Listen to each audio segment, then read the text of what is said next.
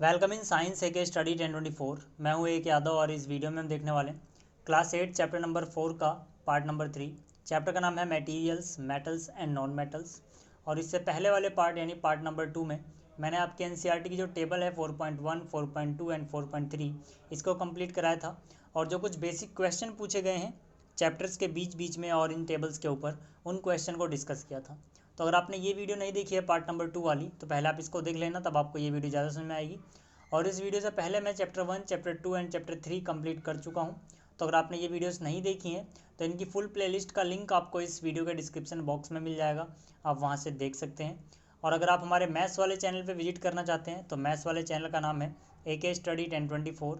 यहाँ पर जब आप होम पे जाओगे तो क्लास 8th का एक आपको सेपरेट सेक्शन मिल जाएगा जिसमें चैप्टर वाइज प्लेलिस्ट मिल जाएंगी। ठीक है, अब देखो इस वीडियो में हम क्या सीखने वाले हैं इसकी बात करते हैं। तो यहाँ पे हम बात करेंगे chemical properties of metals and non metals की, जिसमें मेनली हम बात करेंगे reaction with oxygen and reaction with water. ठीक, तो यहाँ पर शुरू करते हैं। देखो सबसे पहला जैसे कि टॉपिक यहाँ पर क्या है, chemical properties of metal and non metals.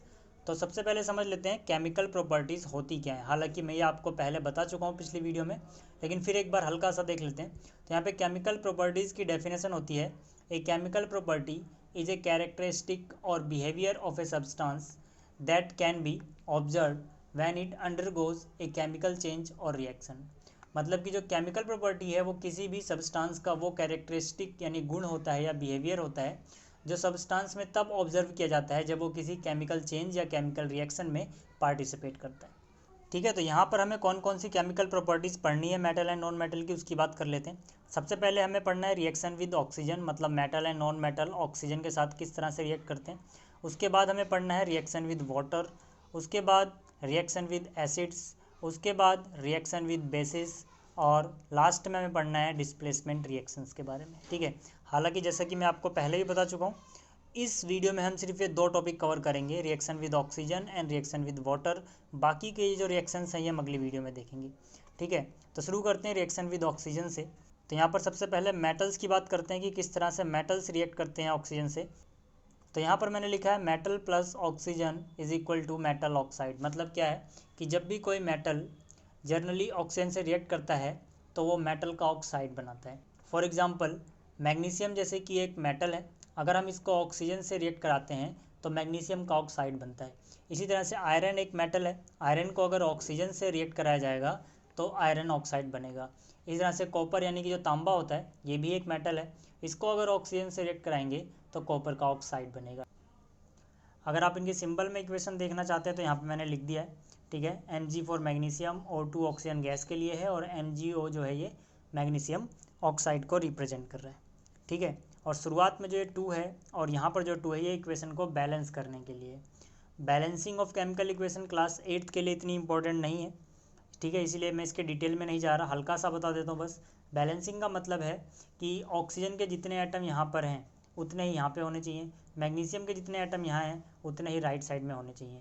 तो यहाँ पर अगर ये 2 ना लगाएं हम, ये वाला 2 और ये शुरू वाला, तो यहाँ पर O2, O के कितने एटम है 2, लेकिन यहाँ पर तो एक ही था, इसीलिए इसको 2 से मल्टीप्लाई करना पड़ा। लेकिन जब हम मल्टीप्लाई करेंगे तो ये पूरे से मल्टीप्लाई होगा, यानी कि Mg भी 2 हो जाएगा। ठीक है, इसीलिए यहाँ पर Mg के साथ एक और 2 लिख देंगे। अब यहाँ पर 2 Mg है, यहाँ पर भी 2 Mg है, यहाँ पर O2 है, यहाँ पर एक था, 2 से मल्टीप्लाई करने के बाद ये भी 2 हो गए। तो ये केमिकल इक्वेशन बैलेंस हो गई। फिर से बोल रहा हूँ, बैलेंसिंग के बारे में इतना डिटेल में आपको अभी नहीं जाना है। ठीक, इसी तरह से यहाँ पर देखो आयरन प्लस ऑक्सीजन क्या बन रहा है, आयरन ऑक्साइड। तो इसको हम लिख सकते हैं Fe प्लस O2 क्या बनेगा, FeO। इसी तरह से कॉपर प्लस ऑक्सीजन क्या था, कॉपर ऑक्साइड, तो इसको हम लिख सकते हैं Cu प्लस O2 क्या बनेगा, CuO। ठीक, तो ये किसके साथ रिएक्शन कर रहे हैं, ऑक्सीजन के साथ। कौन रिएक्शन कर रहे हैं, मेटल, Cu मेटल है, Mg मेटल है और आयरन भी। ठीक है, तो आपको इतना समझ में आ गया होगा। अब देखो आपके एनसीईआरटी में ही ये लिखा हुआ है, ठीक है, पैराग्राफ के बीच में, recall the reaction by which rust is formed. मतलब वो रिएक्शन याद करो जिसमें जंग लगता है आयरन के अंदर। ठीक है, तो आयरन में जंग कब लगता है पहले इस बात को समझ लेते हैं। यहाँ पर मैंने लिखा है rusting takes place on iron when iron comes in contact with oxygen in presence of water vapour in the atmosphere. मतलब कि लोहे में जंग तब लगता है जब लोहा यानी कि जो आयरन है वो ऑक्सीजन और वाटर के कांटेक्ट में आता है। ठीक है, यहाँ पर हम देख सकते हैं मैंने लिखा है iron plus oxygen plus water, मतलब जो आयरन है वो ऑक्सीजन और वाटर के कांटेक्ट में आया, फिर क्या बना, हाइड्रेटेड आयरन थर्ड ऑक्साइड। ठीक है, यही जो है ये रस्ट बोलते हैं हम इसको। ठीक है, जो हमें लाल भूरे कलर का दिखाई देता है। ठीक है, अगर मैं इसकी सिंबल में इक्वेशन बताऊँ तो यहाँ पे आप देख सकते हो Fe प्लस में O2 प्लस में H2O। Fe आयरन के लिए है, ठीक है, O2 ऑक्सीजन के लिए और H2O पानी के लिए। ठीक है, ये तीनों कंबाइन होके रस्ट बनाते हैं जिसका फॉर्मूला है Fe2O3 इंटू H2O। ठीक, तो मैंने यहाँ पर केमिकल रिएक्शन को बैलेंस करने के लिए 2 लिखा है, यहाँ पर 3 लिखा है, यहाँ पर 4 लिखा है। ठीक है, क्लास 8th में बैलेंसिंग इतनी ज़रूरी नहीं है, फिर से बोल रहा हूँ। ठीक है, तो आपको ये समझ में आ गया होगा रस्ट का क्या फॉर्मूला है, और जो रस्ट है उसके लगने के लिए क्या क्या कंडीशन जरूरी है। क्या क्या कंडीशन जरूरी है, ऑक्सीजन भी चाहिए होगा और वाटर यानी नमी भी चाहिए होगी। ठीक, तभी लोहे पे जंग लगेगा। तो आपको ये समझ में आ गया होगा। इसके बाद आगे चलते हैं। देखो आपकी जो NCERT है इसमें एक एक्टिविटी दी गई है, एक्टिविटी 4.3। ठीक है, इसमें क्या लिखा हुआ है, इसमें लिखा हुआ है let us check the nature of rust formed as a result of the reaction between iron oxygen and water. मतलब कि यहाँ पर बोला गया कि चलो चेक करते हैं कि जो रस्ट है, जो जंग लगा है, इसका नेचर कैसा होता है। नेचर का मतलब कि एसिडिक है या फिर बेसिक है। इसके बाद बोला गया collect A spoonful of rust and dissolve it in a very little amount of water. मतलब कि एक चम्मच में हमें क्या करना है, जंग जो है, ठीक है, वो इकट्ठा कर लेना है, रस्ट इकट्ठा कर लेना है और उसमें थोड़ा सा पानी ऐड कर देना है। इसके बाद बोला गया you will find that the rust remains suspended in water, shake the suspension well, test the solution with red and blue litmus papers, what do you observe, is the solution acidic और basic. मतलब कि हमें क्या करना है, हमें जो rust पानी डाला है हमने, रस्ट में पानी जो डाला है उसको अच्छी तरह से मिला लेना है और हम देखते हैं कि जो जंग है वो सस्पेंडेड होगा, यानी पूरी अच्छी तरह से नहीं घुलेगा लेकिन सस्पेंडेड हो जाएगा उसके बीच बीच में। ठीक है, और फिर हमें इसको टेस्ट करना है रेड लिटमस पेपर और ब्लू लिटमस पेपर के साथ, और फिर बताना है कि जो ये रस्ट है इसकी प्रॉपर्टी क्या है। मतलब कि जो ये एक्टिविटी है इसमें मेनली ये पूछा गया है कि जो ये सॉल्यूशन है, ठीक है, जो हमने सॉल्यूशन रस्ट और पानी से बनाया, ये एसिडिक है या बेसिक है। तो इसका आंसर हो जाएगा the red litmus paper turns blue from red in this solution which confirms that this solution is basic in nature. मतलब कि यहाँ पर हम देखते हैं कि ये जो सॉल्यूशन है ये रेड लिटमस को ब्लू में कन्वर्ट कर देता है। ठीक है, रेड को किस में कन्वर्ट करता है, ब्लू में। तो वो सॉल्यूशंस जो रेड को ब्लू में कन्वर्ट करेंगे उनका नेचर होता है बेसिक, आपको याद रखना है। जो एसिडिक होते हैं वो नीले को लाल में कन्वर्ट करते हैं और जो बेसिक होते हैं वो लाल को नीले में कन्वर्ट करते हैं। तो यहाँ पे लाल यानी कि रेड लिटमस नीले में कन्वर्ट हो रहा है, तो हम कह सकते हैं इसका जो नेचर है वो बेसिक नेचर है। तो यहाँ से कंक्लूजन निकल के आता है oxide of iron is basic in nature. ठीक है, तो आपको इतना समझ में आ गया होगा। इसके बाद देखो एक और जो पैराग्राफ है आपका NCERT में उसमें लिखा हुआ है now recall the activity of burning magnesium ribbon. मतलब वो एक्टिविटी याद करो जिसमें तुमने मैग्नीशियम रिबन को बर्न किया था। The ash obtained on burning magnesium ribbon is dissolve in water and tested for its acidic और basic nature. Is the solution acidic और basic, how do you ascertain this. मतलब कि यहाँ पर जब आपने मैग्नीशियम रिबन को, ठीक है, बर्न किया, उससे जो आपको राख मिली, इसको जब आप पानी में डिज़ोल्व करके सॉल्यूशन बनाते हो तो ये सॉल्यूशन एसिडिक है या बेसिक है। ठीक है, तो आपको याद होगा जब जलाते हैं हम किसी चीज़ को यानी बर्न करते हैं तो इसका मतलब होता है उस चीज़ को हम ऑक्सीजन से रिएक्ट करा के दिखाएंगे। ठीक है, तो यहाँ पर मैग्नीशियम प्लस ऑक्सीजन क्या बना रहा था, मैग्नीशियम ऑक्साइड। ठीक है, यहाँ पे आप इसकी इक्वेशन देख सकते हो सिंबल में। मतलब कि अब यहाँ पे हमें क्या करना है, अब हमें जो मैग्नीशियम ऑक्साइड का हमने पानी में डिज़ोल्व करके एक सॉल्यूशन बनाया, इसका नेचर बताना है एसिडिक बेसिक। और वो हम कैसे बता पाएंगे, वो हम इसको लिटमस के साथ टेस्ट करके ही बता पाएंगे। मतलब एक बार हमें इसको रेड लिटमस के साथ टेस्ट करना है और एक बार ब्लू के साथ टेस्ट करना है। जैसा रिजल्ट आएगा उसके हिसाब से हमारा आंसर होगा। ठीक है, जब आप इसको टेस्ट करोगे तो आपका आंसर होगा दिस सॉल्यूशन इज़ बेसिक। मतलब कि जो ये सॉल्यूशन है ये बेसिक नेचर का है। कैसे पता लगेगा आपको, this is ascertained by putting red litmus paper in this solution which turns blue which is the test of basic nature of this solution. मतलब कि ये हमने कंफर्म किया है कैसे, हमने लाल लिटमस पेपर को इस सॉल्यूशन में पुट किया और हमने देखा कि वो जो लाल लिटमस पेपर था वो ब्लू में बदल गया। और हमें पता है कि अगर लाल लिटमस पेपर नीले यानी ब्लू में कन्वर्ट हो जाता है तो ये बेसिक नेचर का इंडिकेशन है कि मतलब ये जो सॉल्यूशन था इसका नेचर कैसा था, बेसिक। तो यहाँ से हम कह सकते हैं oxide of magnesium is also basic in nature, ठीक है, मतलब मैग्नीशियम की ऑक्साइड भी बेसिक होती है। तो यहाँ से हमें एक अंदाज़ा लगता है कि यार इससे पहले हमने आयरन ऑक्साइड को देखा, वो भी बेसिक थी, और यहाँ पे हम मैग्नीशियम की ऑक्साइड को देख रहे हैं, वो भी बेसिक थी। तो हम कह सकते हैं in general metallic oxide like Fe2O3, MgO, CuO etcetera are basic in nature. मतलब कि जर्नली या ज़्यादातर जो मेटलिक ऑक्साइड होते हैं वो बेसिक होते हैं नेचर में। ठीक, एक्सेप्शनल केसेस भी हैं लेकिन अभी हमें पढ़ने नहीं है, अभी मैं जनरली बात कर रहा हूँ, ठीक है। ज़्यादातर मेटलिक ऑक्साइड जो होते हैं वो बेसिक होते हैं नेचर में। तो आपको ये समझ में आ गया होगा। ठीक, अब देखो एक और छोटे सा यहाँ पर क्वेश्चन टाइप है आपके एनसीईआरटी में ही, does copper also get rusted, क्या कॉपर में भी जंग लगता है या इसका कोरोजन होता है। I have seen a greenish deposit on the surface of the copper vessel, ठीक है, जो कॉपर के बर्तन होते हैं इसको आप अगर नमी वगैरह में हवा में ऐसी छोड़ दो तो इन पे एक हरे रंग की परत जमने लगती है जो कि एक तरह का कोरोजन है यानी कि जंग है, ठीक है। हालांकि रस्ट हम तब यूज करते हैं जब लोहे में कोरोजन होता है, ठीक है, बाकी चीज़ों के लिए कोरोजन ही ज़्यादा बोला जाता है, लेकिन आप इसको रस्ट भी बोल सकते हो सिंपल लैंग्वेज में, ठीक है। बाकी कोरोजन वर्ड ज़्यादा सही रहेगा अगर यहाँ पे आप कोरोजन यूज़ करते हो तो। कोरोजन का मतलब क्या है कि जब मेटल वगैरह आसपास की चीज़ों से रिएक्ट करके अपने ऊपर ऑक्साइड वगैरह की एक लेयर बना लेते हैं तो उसको हम बोलते हैं कि उस मेटल का कोरोजन हो गया। जैसे लोहे के कोरोजन को हम बोलते हैं रस्ट, ठीक। तो यहाँ पर देखो इसका आंसर हो जाएगा yes, copper also get rusted, ठीक है। जो कॉपर है इसका भी, इस पर भी जंग लगता है या इसका भी कोरोजन होता है, ठीक है। यहाँ पर आप देख सकते हो when a copper vessel is expose to moist air for long it acquires a dull greenish coating. मतलब जब भी हम किसी कॉपर के बर्तन को, ठीक है, नमी वाली हवा में देर तक के लिए छोड़ देते हैं कई दिनों तक तो उसके ऊपर एक हरे रंग की परत चढ़ जाती है, ठीक है। The green material is mixture of copper hydroxide CuOH twice and copper carbonate CuCO3। मतलब कि जो ये ग्रीन परत आपको नज़र आ रही है इसके ऊपर, ये क्या होती है, ये दो चीज़ों का मिक्सचर होती है। पहली चीज़ है कॉपर हाइड्रोक्साइड जिसका केमिकल फॉर्मूला है CuOH ट्वाइस, एंड दूसरी चीज़ है कॉपर कार्बोनेट जिसका फॉर्मूला है CuCO3, ठीक है। और रिएक्शन अगर आप देखना चाहते हो तो नीचे इन्होंने रिएक्शन भी एनसीईआरटी में ही दी है, the following is the reaction, ठीक है, Cu plus H2O plus CO2 plus O2। मतलब क्या है यहाँ पर कॉपर, ये क्या चीज़ है, पानी, यहाँ पर क्या है कार्बन डाइऑक्साइड और यहाँ पे ऑक्सीजन, ये सब रिएक्ट करते हैं तो बनता है CuOH ट्वाइस प्लस में CuCO3 का मिक्सचर जो कि हमें एक ग्रीन परत के रूप में दिखाई देता है, ठीक है। तो आपको ये समझ में आ गया होगा। ये सब अभी हमने क्या पढ़ा, मेटल जो होते हैं ये किस तरह से रिएक्ट करते हैं ऑक्सीजन से। अब आगे हम क्या पढ़ेंगे कि जो नॉन मेटल्स होते हैं ये किस तरह से रिएक्ट करते हैं ऑक्सीजन से। तो यहाँ पर मैंने लिखा है नॉन मेटल प्लस ऑक्सीजन क्या बनते हैं, नॉन मेटल ऑक्साइड, ठीक है। मतलब कि अगर आप नॉन मेटल को ऑक्सीजन से रिएक्ट कराओगे, ठीक है, तो इसमें से कुछ नॉन मेटल जो है वो नॉन मेटल का ऑक्साइड बनाते हैं, ठीक है। इसमें बहुत से एक्सेप्शनल केस हैं लेकिन अभी हम सिंपली बात कर रहे हैं क्लास 8 के लेवल पे, तो एक्सेप्शनल केस में मैं यहाँ पे नहीं जा रहा, ठीक।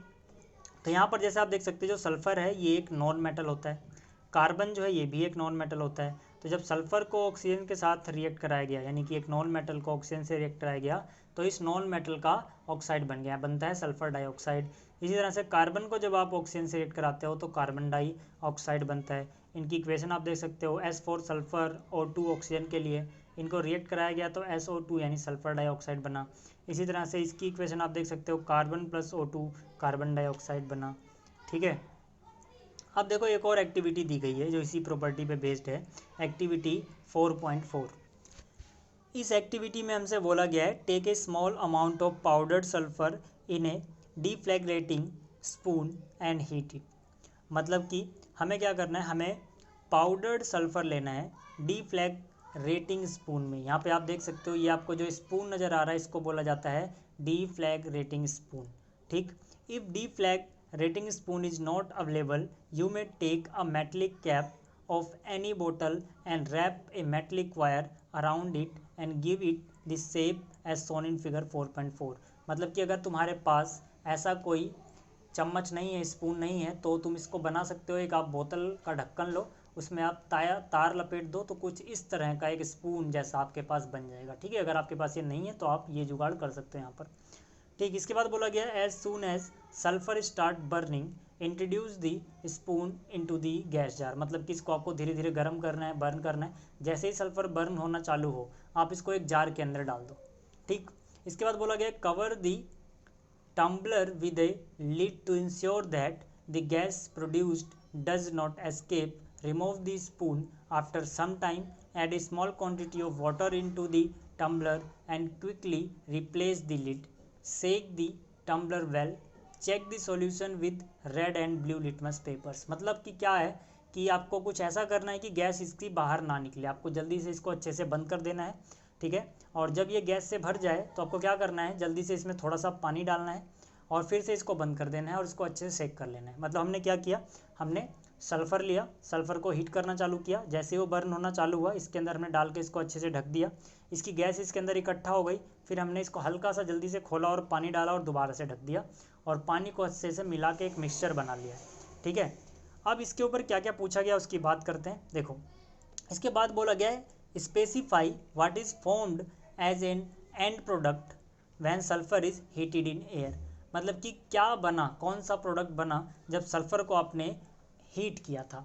ठीक है, तो इसका आंसर हो जाएगा when sulphur is heated in air sulphur dioxide is formed. ठीक है, आपने यहाँ पे देखा था कि जब इसको हम गर्म कर रहे थे, जैसे ये बर्न होना चालू हुआ इसके अंदर डाला तो एक गैस बन रही थी ना, वो गैस कौन सी थी, सल्फर डाइऑक्साइड। ठीक है, इसका आप इक्वेशन लिख सकते हो S+O2 क्या बनाएगा, SO2, इसे हम बोलते हैं सल्फर डाइऑक्साइड।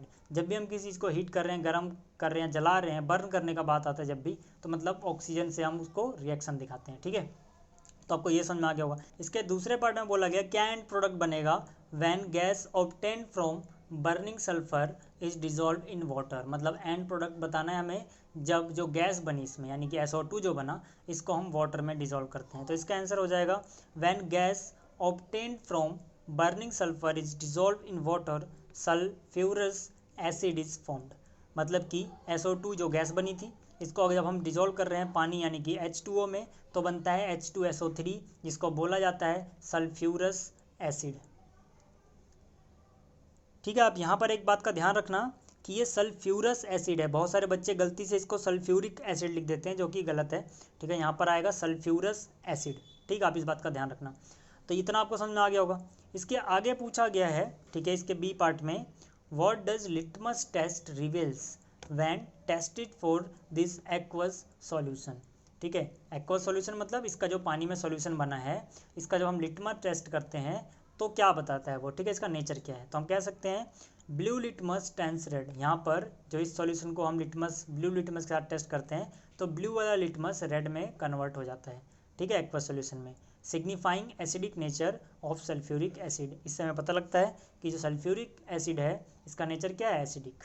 ठीक, तो यहाँ से क्या पता लगता है हमें, यहाँ से पता लगता है कि in general non metallic oxide like SO2 CO2 etcetera are acidic in nature. ठीक है, मतलब कि जो नॉन मेटल की ऑक्साइड थी, ठीक है, ये जनरली क्या होती हैं, ये एसिडिक होती हैं। अभी थोड़ी देर पहले हमने पढ़ा था कि जो मेटल की ऑक्साइड होती हैं वो बेसिक होती हैं जनरली, और यहाँ पर हम क्या पढ़ रहे हैं कि जो नॉन मेटल की ऑक्साइड होती हैं वो एसिडिक होती हैं। तो आप इस बात को याद रखना, एग्जाम में पूछा जाता है कि मेटेलिक ऑक्साइड का जो नेचर है वो कैसा होता है, तो आपको लिखना है बेसिक, और नॉन मेटेलिक ऑक्साइड का नेचर कैसा होता है तो आपको लिखना है एसिडिक। ठीक, तो आपको ये समझ में आ गया होगा। अब देखो यहाँ पर एक टेबल है जिसको फिल करना है। ठीक है, इसमें बोला गया है write the names of some laboratory acids and bases in table 4.4, identify the metal और non metal present in them which forms oxides with oxygen. ठीक है, तो यहाँ पर इस टेबल में यहाँ पे हमें नंबरिंग दी गई है, यहाँ पर नेम ऑफ द बेस है, यहाँ पर उस बेस में कौन सा मेटल है, यहाँ पर नेम ऑफ द एसिड है और उसमें कौन सा नॉन मेटल है। ठीक है, तो यहाँ पर देखो मैं लिख देता हूँ पहले। ठीक है, अब यहाँ पर सबसे पहली बात नेम ऑफ द बेस, पहला क्या है कैल्शियम हाइड्रोक्साइड, दूसरा हो गया magnesium hydroxide, zinc hydroxide, sodium hydroxide, ferric oxide और आयरन थर्ड ऑक्साइड। ठीक है, तो ये सारे क्या हैं, ये सब बेस हैं।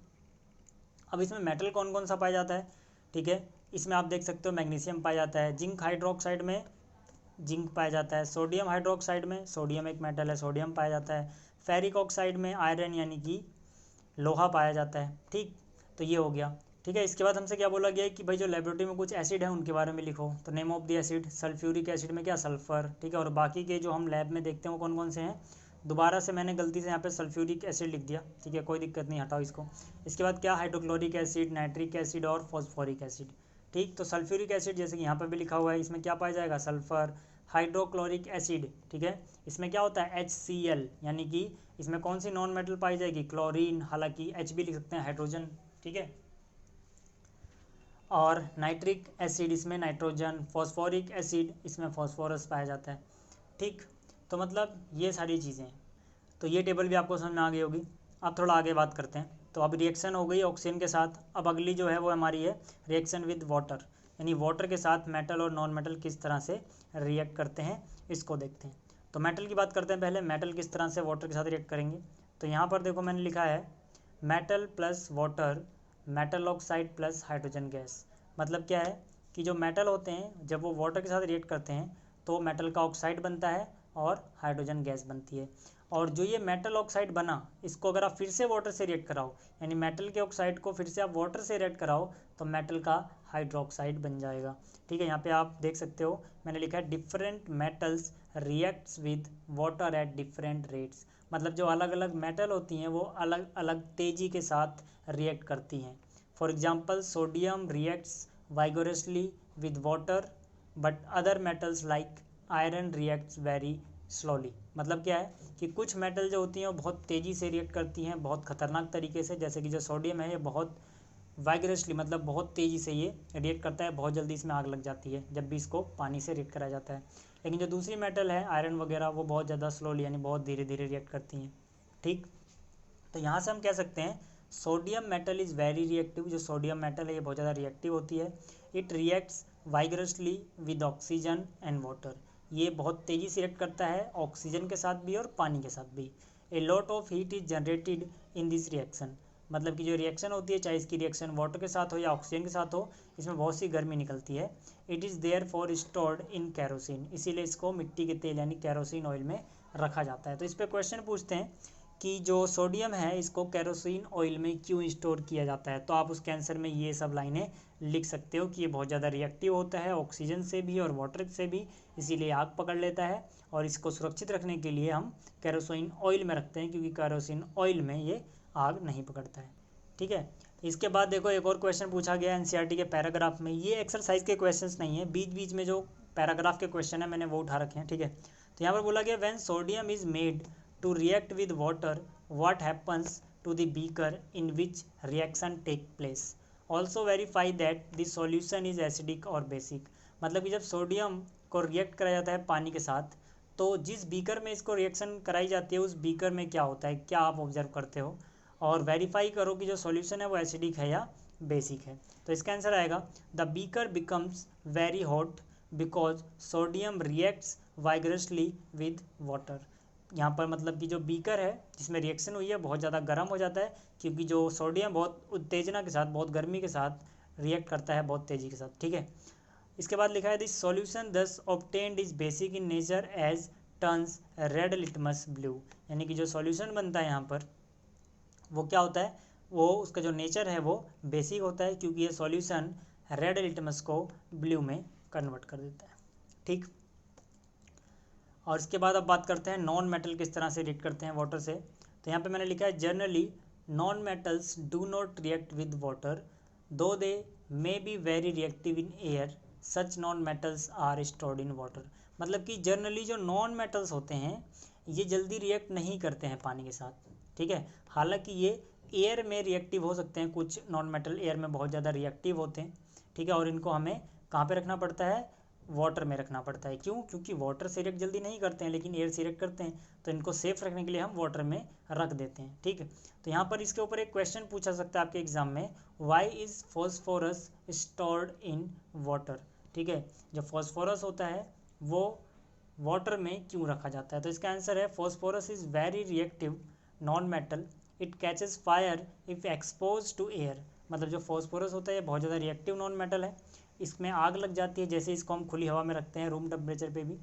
To prevent the contact of phosphorus with atmospheric oxygen it is stored in water. ठीक है, अब इसका कांटेक्ट ना हो ऑक्सीजन के साथ, क्योंकि ऑक्सीजन से कांटेक्ट में आते ही इसमें आग लग जाएगी, इसीलिए हम इसको पानी में रखते हैं। ठीक, तो आपको ये भी समझ में आ गया होगा। तो ये दो पढ़ लिया हमने, reaction with oxygen, reaction with water. बाकी की चीज़ हम अगली वीडियो में देखेंगे, तो इस वीडियो में इतना ही। ठीक है, जितनी भी वीडियोस मैंने बनाई इस चैप्टर की उनकी प्लेलिस्ट आपको यहाँ पे मिल जाएगी। और अगर आप इस चैनल को सब्सक्राइब करना चाहते हैं तो इस आइकन पे क्लिक करके आप इस चैनल को सब्सक्राइब कर सकते हैं। थैंक्स फॉर वॉचिंग, जल्दी मिलते हैं अगली वीडियो में।